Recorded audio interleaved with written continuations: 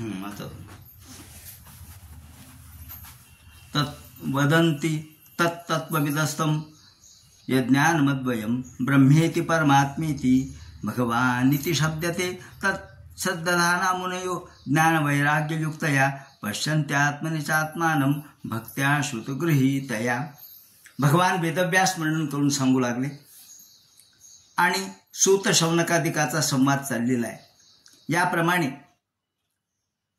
कालच्या चर्चेमध्ये जीव याने काय करावं, जीवनाचा उद्देश काय, आपण जन्माला आलो, आपल्याला ज्ञान प्राप्त झालं, इतर प्राण्यापेक्षा आपल्याला ज्ञान आहे, आपल्याला धर्माचं ज्ञान आहे, धर्मो हि तेषो मधिको विशेषो.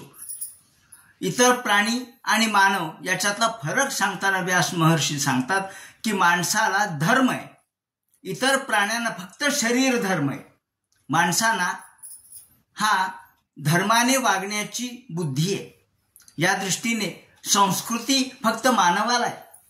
मानवाच्या मध्ये प्रगती झाली. आपण पाहतो ना, जरी वैज्ञानिक दृष्टिकोनातून जरी आपण विचार केला तरी गेल्या हजारो वर्षापासून आपली या ठिकाणी परिवर्तित स्थिती दिसते, आपल्यामध्ये परिवर्तन झालेलं दिसतं. तसं इतर प्राण्यात बदल झालेला नाही. म्हणून हजारो वर्षापासून मानवामध्ये उत्क्रांती होत गेलेली आहे, पण इतर प्राण्यामध्ये उत्क्रांती स्थिती दिसत नाही.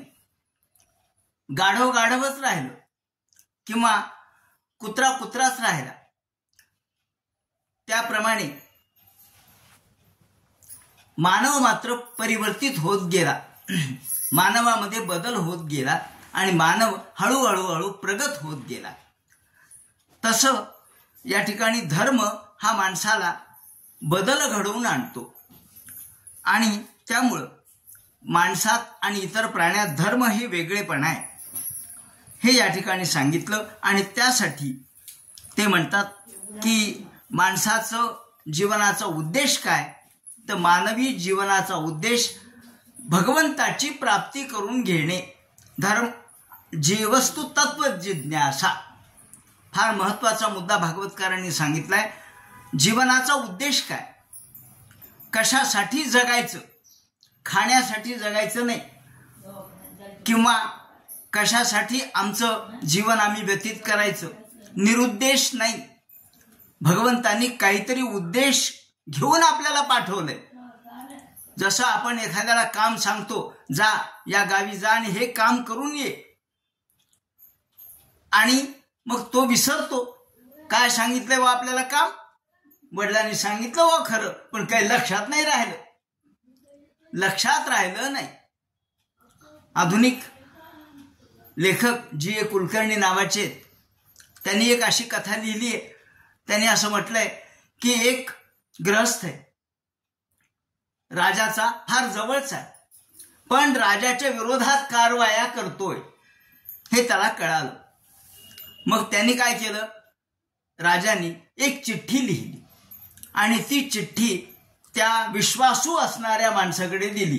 तोच विश्वासू त्याला सांगितलं, तू माझा फार विश्वासू आहेस, ही चिठ्ठी अमुक अमुक त्याला नेऊन द्यायची, रथ घ्या, रथात जा, ही चिठ्ठी नेऊन दे. ती चिठ्ठीमध्ये काय लिहिलंय हे त्याला वाचता येत नव्हतं म्हणा, किंवा वाचायची आज्ञा नव्हती म्हणा. मग त्याने ती चिठ्ठी बंद केली. त्या चिठ्ठीमध्ये लिहिलं होतं,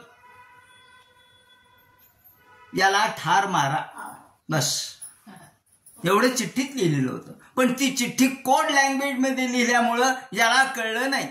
कोड लँग्वेज मध्ये तो गेला, रथ थांबवला आणि ज्याला ती चिठ्ठी, जो जल्लाद होता, त्याला दिली. त्याने पाहिलं, अरे त्याने वाचलं. तसं आपल्या कपाळावर ब्रह्मदेवांनी चिठ्ठी लिहून पाठवली, आपल्याला कुठे वाचता येईल. आपण या भविष्यवेत्याकडे जातो, त्या भविष्यवेत्याकडे जातो, हात दाखवतो, हात दाखवून अवलक्षण करतो, पण तो तरी ब्रह्मदेव थोडाच झाला. कुणी जरी किती भविष्यवेत्ते झाले तरी काही ब्रह्मदेव होऊ शकत नाही. तर आपल्याला आपल्या हातामध्ये सगळं भविष्य भगवंतांनी लिहून पाठवलंय महाराज. पण आपल्याला वाचता येत नाही. शेवटी आपल्याला मृत्यूच्या स्वाधीन व्हावं लागतं. हा त्यातला तत्वार्थ आहे, हा त्यातला इत्यर्थ आहे. सांगायचं तात्पर्य असं की आपण सुद्धा असेच आहोत. भगवंतानी आपल्याला पाठवलंय पण आपल्याला वाचता येत नाही. भगवंत म्हणतो, अरे तुला या जगात पाठवलंय, तू जीवस्तु तत्व जिज्ञासा, काहीतरी तत्व जिज्ञासा कर. तत्व जिज्ञासा म्हणजे काय? जिज्ञासा शब्दाचा अर्थ काय होतो? संस्कृतमध्ये प्रत्येक शब्दाला प्रत्येक संज्ञा ही सूचित केलेली आहे. कोणती? तर जिज्ञासा म्हणजे काय? तर ज्ञातुम इच्छा जिज्ञासा, जाणण्याची इच्छा म्हणजे जिज्ञासा. म्हणून ज्ञातुम इच्छा, इच्छा जाणणे. कशाची? तर तत्व जिज्ञासा. जीवाचं कर्तव्य कोणतं आहे? तर तत्व जिज्ञासा हे जीवाचं कर्तव्य आहे. आणि म्हणून या जगामध्ये जो जीव आला, भगवंतानी पाठवला, तो रिकामा पाठवला नाही. रिकाम्या हाताने आपण जायचं नाहीये, तर आपल्याला काहीतरी कार्य करून जायचंय. हे कार्य कोणतं आहे? तत्व जिज्ञासा. मग हे तत्व म्हणजे काय हे सांगताना ते म्हणतात की तत्व या शब्दाचा अर्थ काय होतो? ब्रह्मेति परमात्मेति भगवान इति शब्दते. तत्व म्हणजे काय? ते तत्व, तत्वमसी, ते तू आहेस. ते म्हणजे काय? पण ते म्हणजे काय याचा शोध आयुष्यभर लागत नाही. कोहम, मी कोण आहे याचा शोध घेत घेत सोहम पर्यंत यायला आयुष्य घालवावे लागतात. मी कोण आहे? मी कशासाठी आलो? माझा या जगण्याचा उद्देश काय? या ठिकाणी ते म्हणतात जीवाने तत्व जिज्ञासा करावी. आणि ही तत्व जिज्ञासा म्हणजे ज्ञातुम इच्छा जिज्ञासा. मग तत्व जिज्ञासा, तत्व कोणतं आहे? मग त्याला ब्रह्म म्हणा, त्याला परमात्मा म्हणा, की त्याला भगवान म्हणा. कोणी म्हटलं, काही म्हटलं तरी चालतं. आणि मग कोण कोण काय काय म्हणतात ते त्याने वर्णन केलेलं आहे. तसेव तत्वस्य नामांतरैर, अनेक नाव आहेत. कोणकोणते? औपनिषदैर ब्रह्मे, उपनिषदामध्ये त्याला ब्रह्म म्हटलंय. हिरण्यगर्भ ही परमात्मे. हिरण्यगर्भ समवर्ताग्रे भूतस्य जातः पतिरेका आसीत तदाधार पृथ्वीं जानते माम. आम्ही कोणत्या देवाला शरण जावं, कोणत्या देवाची उपासना करावी असं वेदांनी म्हटल्यानंतर, विचारल्यानंतर त्यांनी सांगितलंय या जगाचा जो आधार आहे त्याची उपासना करा. मग तो कोण आहे? हिरण्यगर्भे. हिरण्यगर्भ त्याला परमात्मा म्हणतात. आणि भगवान कोण म्हणतं? सात्वत. भक्त त्याला भगवान म्हणतात. भक्त त्याला भगवान म्हणतात. हिरण्यगर्भ त्याला परमात्मा म्हणतं आणि उपनिषद त्याला ब्रह्म म्हणतं. म्हणून उपनिषद जाणणारे त्याला ब्रह्म म्हणून जाणतात. याप्रमाणे प्रत्यक्ष भक्ती करणारे परब्रह्म या रूपालाच परब्रह्मलिंगम भजे पांडुरंगम. जो परब्रह्म आहे तोच पांडुरंग आहे. जो निर्गुण निराकार निर्विकार आहे तोच सगुण साकार आहे. वेगवेगळा नाहीये, दोन्ही एकच आहे. सगुण म्हणो की निर्गुण रे, सगुण निर्गुण एकू गोविंदू रे. त्यातला द्वैत, यातला भेदच त्यांनी पुसून टाकला. का? सगुण आणि निर्गुण काय म्हणू? अरे काय म्हणू काय, दोन्ही एकच आहे. अहो, नम्रतेची मधुर आणि मधुरतेची नम्र. विवेक सिंधूमध्ये म्हणतात मुकुंदराज, समजा आंबा आपण घेतला, गोड आंबा आहे. आंब्याची परीक्षा काय? आंब्याची परीक्षा आधी पाहून करा, मग वास घेऊन करा, मग स्पर्श करून करा. मऊ लागला, मृदू लागला, पिवळा धमक आहे, मृदू आहे, मऊ आहे, सुगंध आलाय, हा आंबा चांगला. नम्रतेची मधुर, मधुरतेची नम्र.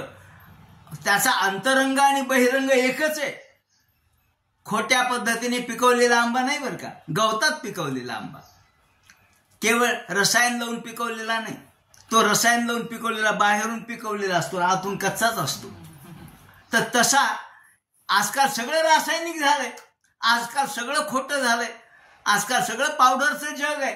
तोंडाला पावडर आहे, किडीलाही पावडर आहे. आणि पावडर मध्येच माणसं गुंग होऊन गेलेले आहेत. तेव्हा या पावडरपेक्षा अंतरंग जेव्हा मधुर होतं तेव्हा त्याचा स्वाद बाहेर प्रगटतो. आत जेव्हा हे मधुरता आतमध्ये निर्माण होते तेव्हाच ती बाहेर प्रगटते. एक उदाहरण, महानुभाव पंथामध्ये नागदेवाचार्य नावाचे एक फार मोठे आचार्य होऊन गेले. चक्रधरांचे ते शिष्य होते. चक्रधरांच्या कडे ताबडतोब त्यांचं गुरुमंत्र त्यांनी घेतला नाही. त्यांनी गुरुची परीक्षा केली. 6 वेळेला त्यांनी त्यांची भेट घेतली आणि 6 वेळेला त्यांच्या लक्षात आलं की नाही, हे उच्च दर्जाचे आहेत, कोणीतरी भगवंताचे अवतारच आहेत. आणि मग त्यांनी त्यांचा गुरुमंत्र घेतला. त्यांची चुलत बहीण मात्र महदंबा नावाची अंबडची राहणारी, तिने मात्र ताबडतोब गुरुमंत्र घेतला होता. पण तो म्हणला नाही, मला जरा परीक्षा करू द्या. याप्रमाणे त्यांनी परीक्षा केली. आधी त्याचं दादोस नावाचे गुरु होते आणि मग चक्रधर गुरु झाले. चक्रधरांच्या वरती निरतिशय प्रेम. एकदा त्यांना विचारलं, ते मोठे तेजपुंज होते नागदेवाचार्य, फार तेजपुंज. त्यांना विचारलं एकाने, का हो म्हणले, का हो तुम्ही त्रिकाळ स्नान करीता, का हो तुम्ही 3 वेळेला आंघोळ करता, का हो म्हणले, मग तुम्ही एवढे अगदी तेजपुंज कसे काय दिसता. त्याचं उत्तर त्यांनी जे दिलंय ते फार महत्वाचं आहे. ते म्हणतात, नाही, आतुला आहे ते झळकत आहे, जे आत आहे ते बाहेर दिसतंय. बाहेरून लावलेलं नाही, पावडर लावलेलं नाही, स्नो लावलेला नाही. आतमध्ये जे चैतन्य आहे, आतमध्ये जो माझा गुरुचा महिमा आहे माझ्या अंतःकरणात, तो बाहेर झळकतोय. याला म्हणतात अंतरंग आणि बहिरंग. तेव्हा अंतरंग आणि बहिरंग एकच पाहिजे. नम्रतेची मधुर, मधुरतेची नम्र, या दृष्टीने हे म्हणतात की आपल्याला हे जे ज्ञान आहे, ब्रह्मेति परमात्मेति भगवानिति शब्दते, हे भगवंताचं अंतःकरण, जे भक्तियुक्त अंतःकरण आहे, जो भगवान आहे, तो जो सगुण आहे तोच निर्गुण आहे आणि जो निर्गुण आहे तोच सगुण आहे. निर्गुणत्व आत आहे, सगुणत्व बाहेर आहे, बाकी काही नाही. या दृष्टीने त्यांनी त्याचे विवरण केलं आणि ते म्हणतात सात्वतेर भगवान इत्य विधीयते. याप्रमाणे आपल्याला भक्त ज्याला भगवान म्हणतात, अशा भगवंताला तत्सद्धदाना मुनयो ज्ञानवैराग्ययुक्तया. आता या ठिकाणी आपल्याला नवविधा भक्ती माहित आहे. भक्तींचे नवलक्षणम असं प्रल्हादाच्या कथेमध्ये आलेलं आहे.